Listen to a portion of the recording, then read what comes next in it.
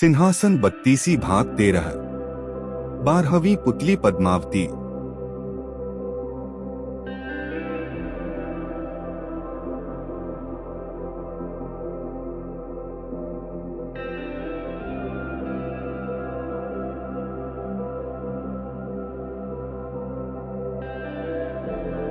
हर दिन की भांति पिछले भाग में हमने देखा राजा भोज तैयार होकर सिंहासन पर बैठने के लिए राज दरबार पहुँचे और दिव्य सिंहासन की सुंदर पुतलियां जागृत होकर उन्हें राजा विक्रमादित्य के प्रजापालक और अत्यंत दयालुता की अतुलनीय गाथा सुनाकर सिंहासन पर बैठने से रोक देती है। अब तक आप 11 पुतलियों द्वारा सुनाई कथा जान चुके हैं। अगर आपने 12वें भाग में 11वीं पुतली त्रिलोचना को नहीं देखा तो ऊपर आई बटन तथा नीचे डिस्क्रिप्शन में दिए गए लिंक पर क्लिक करके देख सकते हैं। तो आइए आज जानते हैं 12वीं पुतली पद्मावती ने जो कथा सुनाई वह इस प्रकार है। एक दिन रात के समय राजा विक्रमादित्य महल की छत पर बैठे थे। मौसम बहुत सुहाना था। पूनम का चांद अपने यौवन पर था तथा सब कुछ इतना साफ साफ दिख रहा था मानो दिन हो। प्रकृति की सुंदरता में राजा एकदम खोए हुए थे। सहसा वे चौंक गए। किसी स्त्री की चीख थी। चीख की दिशा का अनुमान लगाया। लगातार कोई औरत चीख रही थी और सहायता के लिए पुकार रही थी। उस स्त्री को विपत्ति से छुटकारा दिलाने के लिए विक्रम ने ढाल तलवार संभाली और अस्तबल से घोड़ा निकाला। घोड़े पर सवार हो फौरन उस दिशा में चल पड़े। कुछ ही समय बाद वे उस स्थान पर पहुंचे। उन्होंने देखा कि एक स्त्री बचाओ बचाओ कहती हुई बेतहाशा भागी जा रही है और एक विकराल दानव उसे पकड़ने के लिए उसका पीछा कर रहा है। विक्रम ने एक क्षण भी नहीं गवाया और घोड़े से कूद पड़े। युवती उनके चरणों पर गिरती हुई बचाने की विनती करने लगी। उसकी बाहें पकड़कर विक्रम ने उसे उठाया और उसे बहन संबोधित करके ढांढस बंधाने की कोशिश की। उन्होंने कहा कि वह राजा विक्रमादित्य की शरणागत है और उनके रहते उस पर कोई आंच नहीं आ सकती। जब वे उसे दिलासा दे रहे थे तो राक्षस ने अट्टहास लगाया। उसने विक्रम को कहा कि उन जैसा एक साधारण मानव उसका कुछ नहीं बिगाड़ सकता तथा उन्हें वह कुछ ही क्षणों में पशु की भांति चीड़-फाड़ कर रख देगा। ऐसा बोलते हुए वह विक्रम की ओर लपका। विक्रम ने उसे चेतावनी देते हुए ललकारा। राक्षस ने उनकी चेतावनी का उपहास किया। उसे लग रहा था कि विक्रम को वह पभर में मसल देगा। वह उनकी ओर बढ़ता रहा। विक्रम भी पूरे सावधान थे। वह ज्यों ही विक्रम को पकड़ने के लिए बढ़ा, विक्रम ने अपने को बचाकर उस पर तलवार से वार किया। राक्षस भी अत्यंत फुर्तीला था। उसने पैंतरा बदलकर खुद को बचा लिया और भिड़ गया। दोनों में घमासान युद्ध होने लगा। विक्रम ने इतनी फुर्ती और चतुराई से युद्ध किया कि राक्षस थकान से चूर हो गया तथा शिथिल पड़ गया। विक्रम ने अवसर का पूरा लाभ उठाया तथा अपनी तलवार से राक्षस का सिर धड़ से अलग कर दिया। विक्रम ने समझा राक्षस का अंत हो चुका है, मगर दूसरे ही पल उसका कटा सिर फिर अपनी जगह आ लगा और राक्षस दोगुने उत्साह से उठकर लड़ने लगा। इसके अलावा एक और समस्या हो गई। जहां उसका रक्त गिरा था वहां एक और राक्षस पैदा हो गया। राजा विक्रमादित्य क्षण भर को तो चकित हुए, किंतु विचलित हुए बिना एक साथ दोनों राक्षसों का सामना करने लगे। रक्त से जन्मे राक्षस ने मौका देखकर उन पर घूंसे का प्रहार किया तो उन्होंने पैंतरा बदलकर पहले वार में उसकी भुजाएं तथा दूसरे वार में उसकी टांगें काट डाली। राक्षस असह्य पीड़ा से इतना चिल्लाया कि पूरा वन गूंज गया।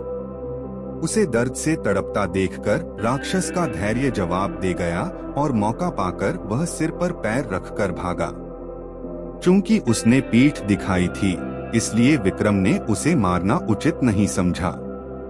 उस राक्षस के भाग जाने के बाद विक्रम उस स्त्री के पास आए तो देखा कि वह भय के मारे कांप रही है। उन्होंने उससे कहा कि उसे निश्चिंत हो जाना चाहिए और भय त्याग देना चाहिए क्योंकि दानव भाग चुका है। उन्होंने उसे अपने साथ महल चलने को कहा ताकि उसे उसके माँ बाप के पास पहुँचा दे। उस स्त्री ने जवाब दिया कि खतरा अभी टला नहीं है क्योंकि राक्षस मरा नहीं। वह लौटकर आएगा और उसे ढूंढकर फिर इसी स्थान पर ले आएगा। जब विक्रम ने उसका परिचय जानना चाहा, तो वह बोली कि वह सिंहुल द्वीप की रहने वाली है और एक ब्राह्मण की बेटी है।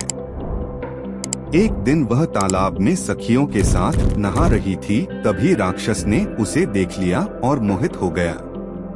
वहीं से वह उसे उठाकर यहाँ ले आया और अब उसे अपना पति मान लेने को कहता है। उसने सोच लिया है कि अपने प्राण दे देगी मगर अपनी पवित्रता नष्ट नहीं होने देगी। वह बोलते बोलते सिसकने लगी और उसका गला रुंध गया।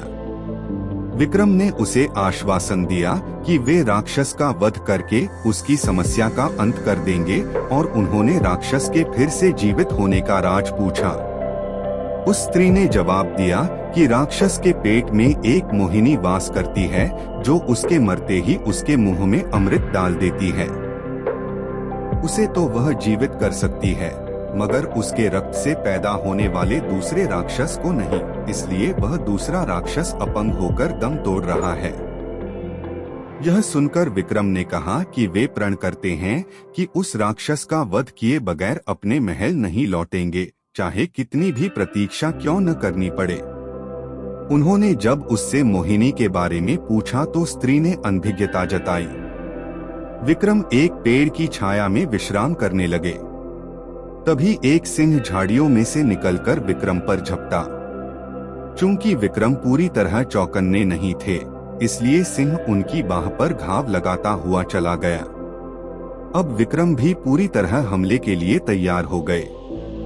दूसरी बार जब सिंह उनकी ओर झपटा तो उन्होंने उसके पैरों को पकड़कर उसे पूरे जोर से हवा में उछाल दिया। सिंह बहुत दूर जाकर गिरा और क्रुद्ध होकर उसने गर्जना की। दूसरे ही पल सिंह ने भागने वाले राक्षस का रूप धर लिया। अब विक्रम की समझ में आ गया कि उसने छल से उन्हें हराना चाहा था। वे लपककर राक्षस से भिड़ गए। दोनों में फिर भीषण युद्ध शुरू हो गया। जब राक्षस की सांस लड़ते लड़ते फूलने लगी तो विक्रम ने तलवार उसके पेट में घुसा दी। राक्षस धरती पर गिरकर दर्द से चीखने लगा। विक्रम ने उसके बाद तलवार से उसका पेट चीर दिया। पेट चीरते ही मोहिनी कूदकर बाहर आई और अमृत लाने दौड़ी। विक्रम ने बेतालों का स्मरण किया और उन्हें मोहिनी को पकड़ने का आदेश दिया। अमृत न मिल पाने के कारण राक्षस तड़पकर मर गया। मोहिनी ने अपने बारे में बताया कि वह शिव की गणिका थी जिसे किसी गलती की सजा के रूप में राक्षस की सेविका बनना पड़ा। महल लौटकर विक्रम ने ब्राह्मण कन्या को उसके माता पिता को सौंप दिया और मोहिनी से खुद विधिवत विवाह कर लिया।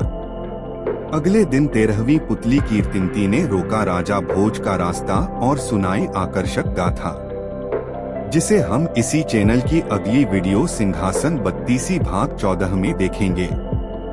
धन्यवाद। स्वस्थ रहिए, मस्त रहिए और मुस्कुराते रहिए। वीर विक्रमादित्य की कहानी का आनंद लेते रहिए, साथ ही अपने जीवन को नए नए संस्कारी विचारों से भरकर समाज में नई ऊर्जा का संचार लाने का प्रयास करें। इन्हीं शुभकामनाओं के साथ पुनः मिलते हैं यूनिवर्सल हीलिंग बाय यूएसडी पर। पहली बार इस चैनल में आए हों और वीडियो देख रहे हों तो लाइक सब्सक्राइब करके बेल आइकॉन प्रेस कीजिए ताकि इसी प्रकार के आगामी आने वाले न्याय व धर्म की प्रतिमूर्ति महावीर शासक के वीडियो की नोटिफिकेशन आपको मिल सके। और यदि यह पहले से ही प्रेस कर चुके हों तो इसके लिए साधुवाद। साथ ही इस चैनल को अपने प्रियजनों से शेयर भी करते रहिए।